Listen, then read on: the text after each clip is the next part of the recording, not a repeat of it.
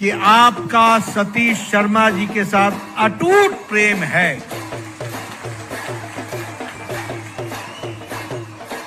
और दूसरी बात, मैं तालियों की गड़गड़ाहट से पहचान लेता हूं कि आपके मन के अंदर कितना हर्ष और उल्लास है। मुझे मालूम है कि आपको जाने में 1.5 घंटा, 2 घंटा, 3 घंटा लगेगा, सूर्यास्त हो जाएगा, रात हो जाएगी।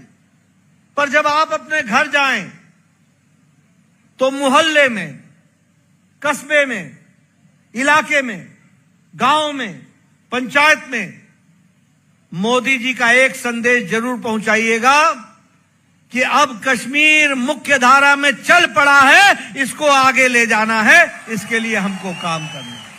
जम्मू कश्मीर की धरती के साथ अगर कोई खड़ा रहा है तो वो भारतीय जनता पार्टी और भारतीय जनसंघ खड़ी रही है। शेरे डुकर पंडित प्रेमनाथ डोगरा जी, जो 1955 में भारतीय जनसंघ के तीसरे राष्ट्रीय अध्यक्ष थे, उन्होंने एकीकरण के लिए शेख अब्दुल्ला से लोहा लिया था और जम्मू कश्मीर की आवाज को उठाया था। वह हमारे तीसरे राष्ट्रीय अध्यक्ष थे। हमारे प्रथम अध्यक्ष श्यामा प्रसाद मुखर्जी, जो बंगाल के रहने वाले थे, लेकिन वो यहां आए और उन्होंने जवाहरलाल नेहरू और शेख अब्दुल्ला के गलत मंसूबे को चैलेंज किया और कहा कि धारा 370 जम्मू कश्मीर के लिए अच्छी नहीं है। एक देश में 2 निशान, 2 विधान, 2 प्रधान नहीं चलेंगे। उन्होंने 11 मई को लखनपुर में बिना परमिट के जम्मू कश्मीर में अपनी बात को कहने के लिए आए, उनको अरेस्ट कर लिया गया और 23 जून को संदेहास्पद स्थिति में श्रीनगर में उन्होंने अंतिम सांस ली और वो बलिदान हो गए। इसको भी हमको याद रखना चाहिए। और 2019 में 5 और 6 अगस्त को प्रधानमंत्री मोदी जी की इच्छा शक्ति और अमित शाह जी की रणनीति ने धारा 370 को धाराशाही कर दिया और एक देश में एक निशान, एक प्रधान, एक विधान बना करके दिखा दिया। इस बात को भी हमको ध्यान रखना चाहिए। मित्रों, यह चुनाव अपने आप में बहुत अजूबा चुनाव है।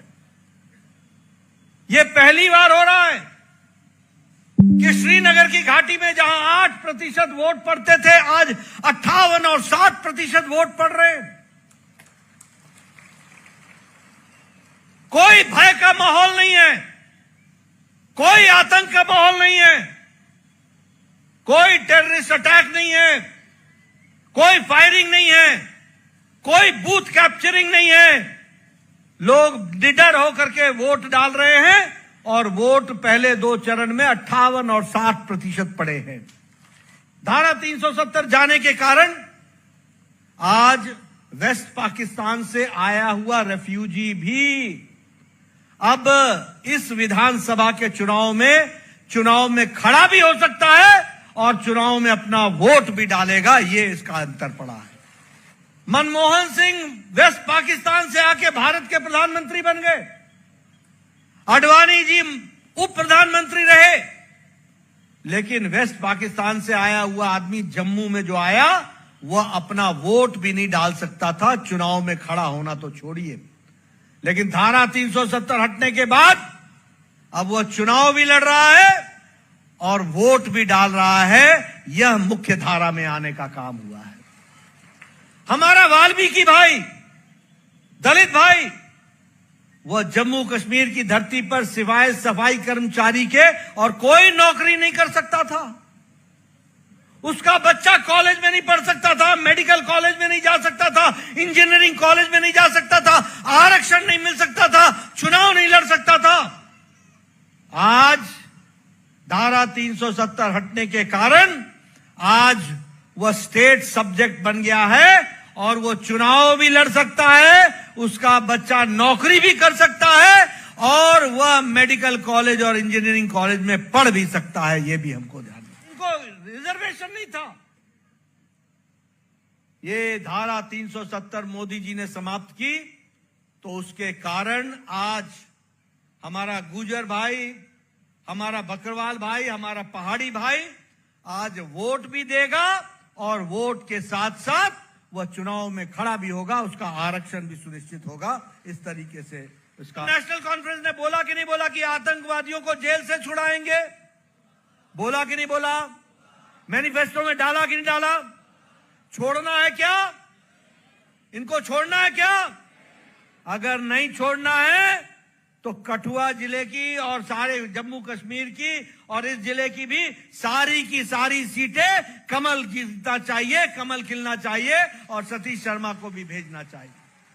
गोल्ड कड़ा या टेम्पल ज्वेलरी लेना चाहते हो तो ये है बेस्ट ऑप्शन। हिमाचल का popular jewellery brand Bhushan jewellers कड़ों की कलेक्शन में टेम्पल ज्वेलरी, शीट कड़ा, मीना वर्क गोल्ड कड़ा, गेरू कड़ा, ऑक्सीडाइज्ड गोल्ड कड़ा, बैंगल जैसी widest collection lowest making charges के साथ आपको बेस्ट प्राइसिंग में दे रहा है। तो अगर आप भी चाहते हैं गोल्ड कड़ा या टेम्पल ज्वेलरी खरीदना तो जरूर विजिट कीजिए भूषण ज्वेलर्स, लोअर बाजार, सोलन।